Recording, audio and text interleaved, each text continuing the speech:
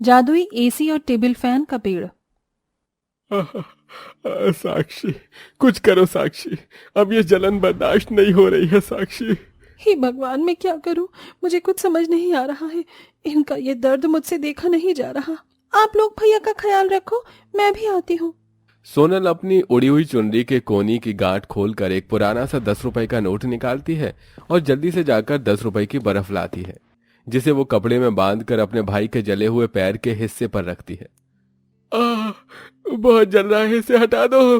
आ, अभी चलेगा, लेकिन बाद में आपको इससे राहत मिलेगी।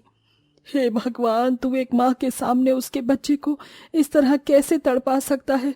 भगवान, क्या तेरी आंखें बंद हो गई हैं? अगर आज हमारे घर में एक पंखा या एसी होता तो भैया को ऐसी जलन में ना तड़पना पड़ता। महेंद्र को इस तरह दर्द में देख सारा परिवार रोता है। महेंद्र एक केमिकल की फैक्ट्री में काम करता था, जिससे वो अपने घर का गुजारा चलाता था। लेकिन गलती से एक दिन केमिकल महेंद्र के पैर पर गिर जाता है, जिससे उसका पैर पूरा जल जाता है, जिससे अब महेंद्र अब अपाहिजों की तरह बिस्तर पर पड़ जाता है। क्या हुआ सोनल, आज काम पर नहीं जाना क्या? गर्मी भी इतनी गर्मी, बाहर भी इतनी गर्मी। इतनी गर्मी में धूप में खड़े होकर काम नहीं किया जाता। क्या करें सोनल, अब जब भगवान ने ही हमारी किस्मत में दुख लिखा है तो हम इसे जीने के अलावा और कर भी क्या सकते हैं? साक्षी सोनम सिर पर चुनरी रखकर धूप में पैदल पैदल चल के एक फूलों के बाग में पहुंच जाते हैं, जहां पर वो जाकर फूलों के बाग की सफाई करके सभी फूलों को पानी देते हैं और इसी से ही अपना घर का गुजारा भी चलाते हैं।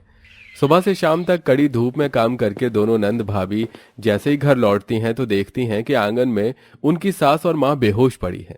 दोनों बच्चे केतन आरती अपनी दादी के अगल बगल में बैठकर रो रहे हैं। हे भगवान, माँ जी को क्या हुआ? माँ जी, उठिए उठिए माँ जी। दादी माँ आंगन में झाड़ू लगा रही थी, तभी अचानक उन्हें चक्कर आए और वो बेहोश हो गई। हम कब से उन्हें उठाने की कोशिश कर रहे हैं, लेकिन दादी माँ नहीं उठ रही हैं। माँ, क्या दादी माँ हमें छोड़कर चली गई? नहीं बच्चों, ऐसे नहीं कहते हैं। तुम्हारी दादी माँ हमें छोड़कर कहीं नहीं जाएंगी। दोनों नंद भाभी मिलकर कुंती को उठाते हैं और अंदर ले जाते हैं, जिसके बाद साक्षी कुंती पर पानी डालती है। वहीं सोनल अपनी माँ को हाथ वाले पंखे से हवा करती है, जिसके थोड़ी देर बाद कुंती होश में आ जाती है।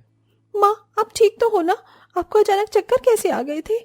पता नहीं बेटा, आज घर का काम करते करते गर्मी से बेचैनी हो रही थी और जैसे ही आंगन में गई तो मैं चक्कर आ गए और बेहोश हो गई। अब तो बढ़ते दिनों के साथ ये गर्मी यूं ही बढ़ती जाएगी। हम कब तक इस गर्मी को झेलेंगे? हमारे पास तो इतने पैसे नहीं हैं कि हम किश्त पर एक छोटा पंखा भी खरीद सकें। भगवान को अगर हम इतनी गरीबी दिखानी ही थी तो इससे अच्छा वो हमें मौत दे देते। सभी लोग अपनी गरीबी को लेकर अपनी किस्मत को कोसने लगते हैं, लेकिन मजबूरन सबके पास इस गर्मी को झेलने के अलावा और कोई दूसरा रास्ता नहीं था। सोनल, बच्चे कब से सो रहे हैं? उन्हें स्कूल के लिए उठा दो। सोनल जैसे ही आरती और केतन को उठाने जाती है तो देखती है कि उन दोनों के नाक से खून निकल रहा है। केतन, आरती, क्या हो गया तुम दोनों को? भाभी जल्दी आओ इधर। मेरे बच्चों को क्या हो गया? केतन, आरती, उठो बच्चों, उठो। सोनल भागती हुई पास वाले सरकारी अस्पताल जाती है और वहां से डॉक्टर को बुलाकर लाती है।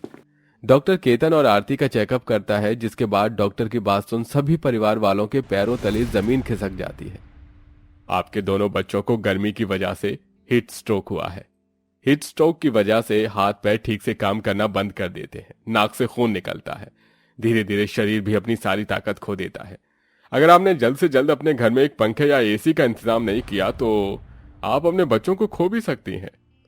डॉक्टर की बात सुनकर सभी लोग फूट फूट कर रोते हैं। वहीं अपने बच्चों के साथ इतना सब होता देख साक्षी का भगवान पर से भरोसा ही उठ जाता है। साक्षी दिन भर अपने बच्चों के साथ बैठती रहती है और ऐसे ही 2 दिन गुजर जाते हैं। 2 दिन बाद सुनील साक्षी दोबारा अपने बाग के काम पर जाते हैं। दोनों फूलों के बाग में काम कर ही रहे होते हैं कि तभी उनके पास एक बहुत बूढ़ा आदमी आता है। बिटिया, कुछ दिनों से कुछ खाया नहीं है, कुछ खाने को मिल सकता है क्या? बाबा, हमारे पास तो बस ये प्याज रोटी है, आप खा लीजिए। वो बूढ़ा आदमी उस प्याज रोटी को खा लेता है, जिसके बाद वो उन्हें एक छोटा सा पौधा देता है। अरे तुम दोनों इस पौधे को रख लो, इसे खूब पानी देना, इसका फल काफी मीठा होगा। इतना कहकर वो बूढ़ा बाबा वहां से चला जाता है। भाभी एक काम करते हैं, इस पौधे को हम यहीं इस बाग में लगा देते हैं। इस बाग में इस पौधे को लगाने की कहीं पर भी जगह नहीं है, और अगर हमने इसे किसी भी जगह लगा दिया तो मालिक हमें बहुत डांटेंगे। एक काम करते हैं, इसे हम अपने आंगन में लगा देंगे। साक्षी और सोनल उस पौधे को अपने घर ले आते हैं, जिसके बाद वो उसे अपने आंगन के बीच में लगाकर ढेर सारा पानी देते हैं। अगले दिन जैसे ही सोनल और साक्षी बाहर आते हैं तो देखते हैं कि वो छोटा सा पौधा पहले से काफी ज्यादा बढ़ चुका है। एक दिन में ये पौधा इतनी जल्दी कैसे बढ़ गया? हो सकता है ये ज्यादा जल्दी बढ़ने वाला पौधा हो।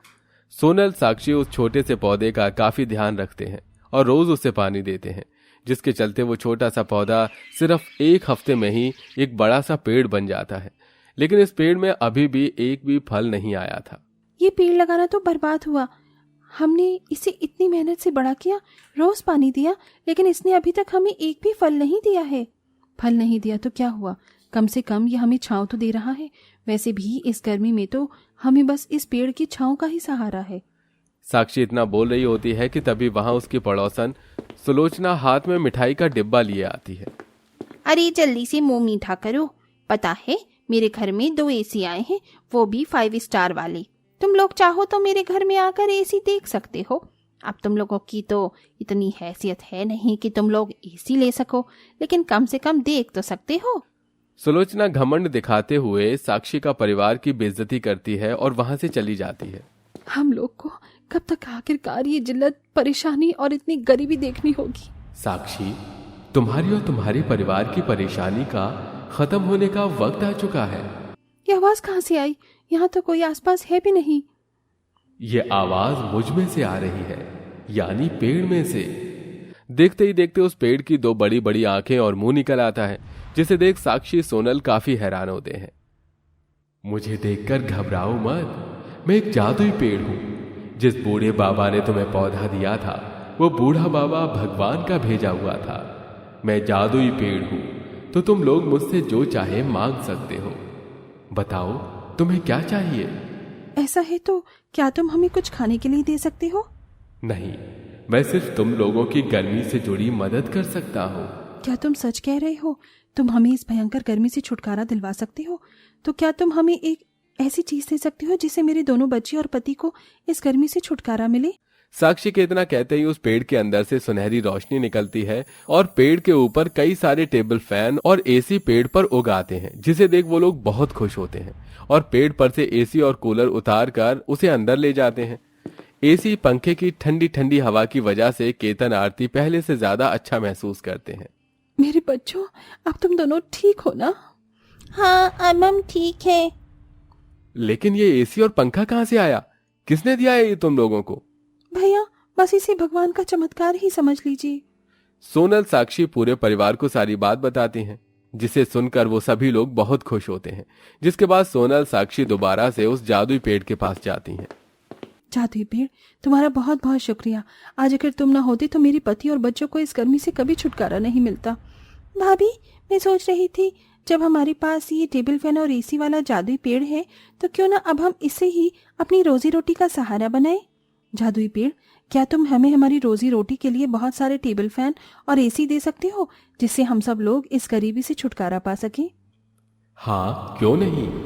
वो जादुई पेड़ साक्षी सोनल को अब बहुत सारे टेबल फैन और एसी देता है, जिन्हें पेड़ पर से लेकर दोनों नंद भाभी दुकान खोल लेते हैं और काफी कम दामों में एसी और टेबल फैन का बिजनेस शुरू करते हैं। इसी के साथ जो गरीब लोग कम पैसों में भी एसी और टेबल फैन नहीं ले पाते थे, वो लोगों को मुफ्त में टेबल फैन और एसी देते हैं। अरे आपको हम गरीबों के लिए भगवान ने ही भेजा है। अगर आप ना होते तो हम लोगों को कभी भी इस गर्मी से राहत नहीं मिलती। आप सारी जिंदगी हंसी खुशी रहो, आपको कभी भी किसी भी तरह की कोई परेशानी ना हो। अपने अच्छे कर्म की वजह से अब साक्षी और सोनल और उस जादुई पेड़ के टेबल फैन और एसी बेचकर काफी ज्यादा अमीर हो जाते हैं। वहीं अब उनकी जिंदगी भी गरीबी के दलदल से बाहर निकल जाती है और अब पूरा परिवार हंसी खुशी रहता है। वहीं सोनल साक्षी आज भी जादुई पेड़ को पानी देकर उसका अच्छे से ख्याल रखते हैं और साथ ही साथ गरीबों की भी काफी मदद करते हैं।